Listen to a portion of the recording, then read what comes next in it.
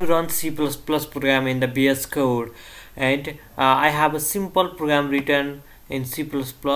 I am going to run this program. You can just run this program from the terminal or using the code runner extension, but I will show you from the different method by building the tags. And for that, just type Control Shift and B, and it shows no build task to run found, and configure the build task, open this file, and you should have the running code in tasks.json, and I have that code. You should I will provide this code in the description. Just paste here, then go to the update program, then Control Shift B.